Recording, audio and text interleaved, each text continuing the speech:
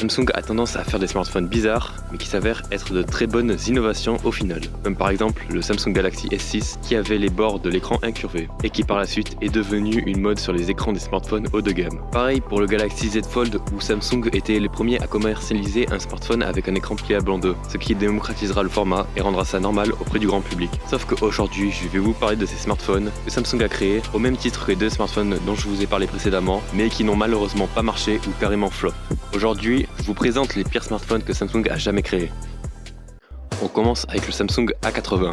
Il sort en 2019 et bon, à première vue, il n'a pas grand chose de spécial et même au contraire, il a un très bel écran et il n'a pas le poinçon de la caméra avant. Vous vous demandez alors comment on prend des selfies avec ce téléphone? Eh bien, ouvrez juste l'application photo et switchez en mode selfie et vous allez voir la révélation. Eh bien, voilà la caméra. En effet, c'est très moche, mais en vrai, cela permet d'avoir un plus bel écran, donc pourquoi pas. Sauf que ce n'est pas cette caméra qui a fait flopper ce smartphone. En effet, c'était plutôt son prix et le reste qui va avec. Une batterie pas dingo, un processeur bas de gamme, pas de prise jack, sans pourtant être étanche, et surtout le prix de 800 € à la sortie. Le téléphone ne valait pas plus qu'un smartphone à 200 € s'il n'avait pas cette particularité à sa caméra selfie. Et puis bon, à ce prix, autant prendre un Samsung S10 à l'époque. Surtout que lui avait un port jack et était étanche. Bref, vous combinez les specs d'un smartphone à 200 € vendu 800 € et le fait que pour ce prix, il y avait le Galaxy S10, cela a conduit ce smartphone aux oubliettes. Pourtant, ce concept n'est pas une si mauvaise idée, car pour le coup, elle a déjà été très bien exploitée chez le OnePlus 7 Pro et le Xiaomi 9T, avec une caméra bien plus petite et discrète. Et ce concept de caméra qui ne gâche pas l'ensemble de l'écran persiste comme avec le Red Magic 10 et une caméra frontale sous l'écran.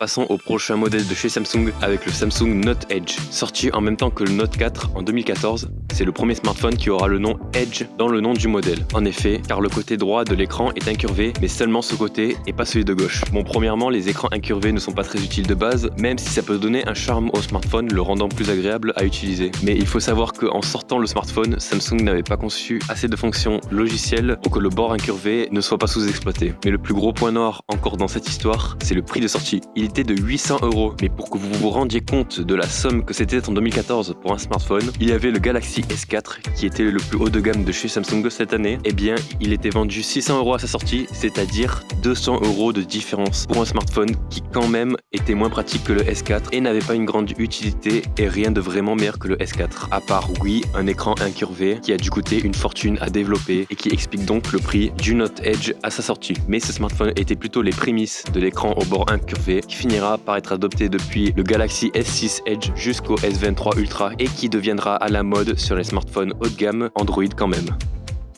Pour continuer, je vais vous parler du Galaxy Beam. Si le nom ne vous dit rien, c'est normal, car ce smartphone est sorti en 2012. Pour vous dire à quel point c'était le début des smartphones, le Galaxy Beam était sorti avec Android 2. Vous vous demandez alors, qu'est-ce que Samsung a bien pu inventer à cette époque? Eh bien, tenez-vous prêts, car ils ont littéralement intégré un vidéoprojecteur au smartphone. Oui, vous ne rêvez pas. Bon, je sais que ça existe encore aujourd'hui et que ça n'a pas l'air très étonnant. Mais déjà, les smartphones qui ont un projecteur de nos jours sont souvent des smartphones indestructibles de chantier. Alors que là, c'est un smartphone lambda. En plus, c'était en 2012 quand même.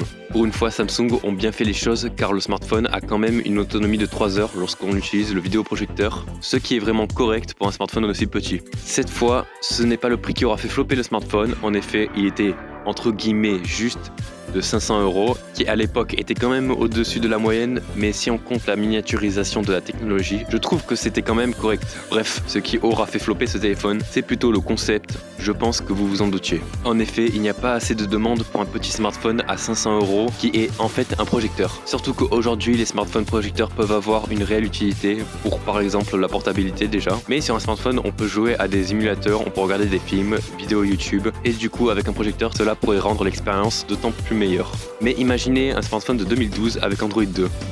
Je sais pas si vous avez déjà utilisé un smartphone Android de cette époque, mais vous ne pouvez presque rien faire. Vous ne pouvez pas jouer à des jeux, vous ne pouvez regarder aucun film, car que ce soit aujourd'hui ou en 2012, vous ne pouviez pas regarder Netflix sur ce Galaxy Beam, et encore moins jouer à des émulateurs. À la rigueur, vous pouvez regarder des vidéos en 480p, sur un smartphone avec un écran petit ça va, mais sur un vidéoprojecteur ça va pas très bien rendre. Bref, vous comprenez maintenant pourquoi ce smartphone aura flop.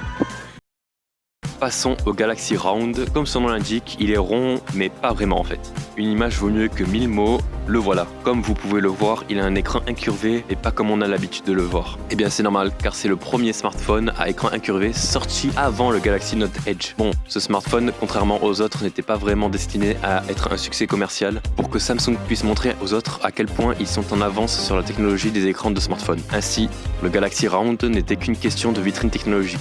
Le prix n'a pas aidé aussi, 750 € à sa sortie en 2013, je pense que ça aurait pas changé grand chose de baisser le prix. Tiens, ça me rappelle un autre modèle. Bref, c'était l'époque où Samsung sortait beaucoup de modèles qui n'étaient pas vraiment destinés à beaucoup vendre, mais plutôt à répondre à une niche ou plus simplement à exposer leur maîtrise de la technologie des smartphones.